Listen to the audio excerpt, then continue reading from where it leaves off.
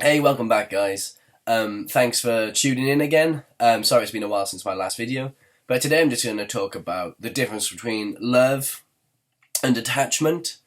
And I think there are a lot of people that really confuse the two, especially in our modern society now. Obviously, I can't talk from before because I wasn't there, but I believe there's so many broken homes and so many people out there looking to fulfill something within themselves that a lot of the time they just key on to anybody to like sort of plug in. Like I talked about the umbilical cord before, to plug in and feed off that person because they just don't want to sleep alone at night. And I know there are some of us where we can go maybe 1, 2, 3 years, whatever, without a relationship or any sort of physical attachment. But in that time, we've got those friends who've been in several relationships. Every time it's love, every time it's going to last forever. And although love is one of those things, it's like an election poll. You can never really say which way it's gonna go. But sometimes it's from a few things you can tell if it's love or attachment. Now I can't speak for your relationship, but these things are interesting to look at. So the particular article I've actually looked at for this is by a woman called Lauren Martin in Elite Daily, and this is where I've sort of got the inspiration to talk about this. Now she talks about love is passionate, where attachment is apathetic. So they say the closest thing to love is hate, and I think that's so true. And that's why after you break up, all those feelings of beauty, all that selfless to love, turns into like a bull of raging hate. Whereas attachment, you never really get rage in the same way, especially when you're in that relationship together. You get more paranoia and anxiety, and we shouldn't sort of put those in with hate. They're a different thing, and you shouldn't confuse those. And sorry, I've got a bit of a cold, hence why I sound this way. And love is selfless, where attachment is self-centered.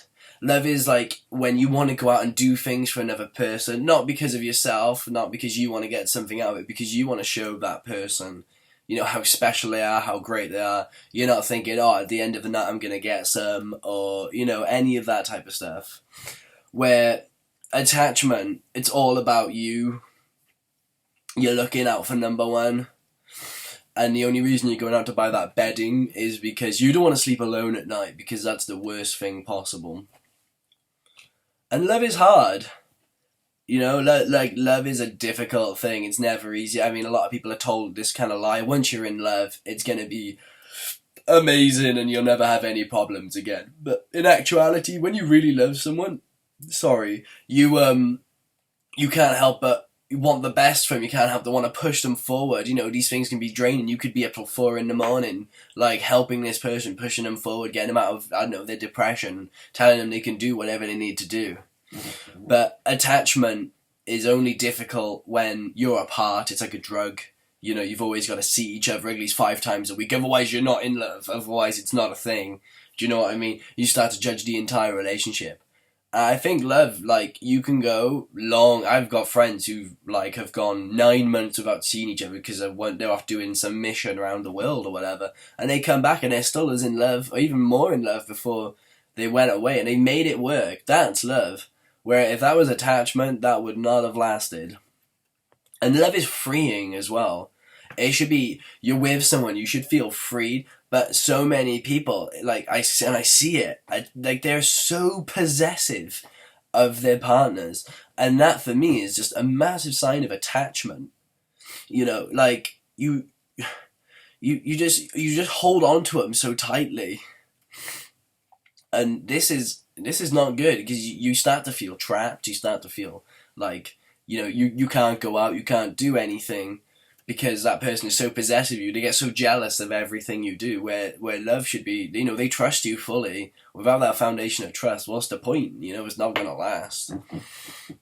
And love should empower you as well, You should feel like you can go out and do anything, that this pushes you forward. And I mentioned this before, like 2 matches come together to create an even bigger flame. It should be like that, where attachment is all about power. It's all about what I can make you do, what you do for me, and if you don't do it, then there's going to be some sort of consequence, and that is awful. It's like a form of slavery, in my opinion, and it's awful. It's awful. But when if you felt a part of that, or if you're in something like that, to come out of it, it makes you feel so nervous, or it can make you feel so bad because you owe the other person, But I tell you now, that is not what you want from a relationship, really, really. And I just want to say as well, just if these things are going on, you don't have to break up with your partner. If they're willing to work through it and you're willing to work through it, then, anything can happen. But each party has got to be willing, otherwise, really willing. And love is timeless as well, and that's a bit sounds a bit sad, but love is timeless. It doesn't matter. You've got your whole lives to work on it because you love this, but you see a future with this person. If you don't see a future, why are you with them? What a waste of time. Where attachment is timed, it's like, well, we're enjoying this, blip in our life together. But I'm just waiting for that other person to come around the corner because this isn't gonna last. And that's attachment. That's just you with them because they warm your bed at night, they give you cuddles, and they make you feel great. And that's not good.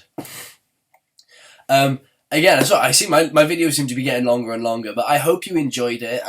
And I'd love to, comment, tell me what you think, and I'd love to talk about what you want to hear. Subscribe, and share, and I'll hope to bring you something again a bit sooner this time. So, thanks a lot, guys.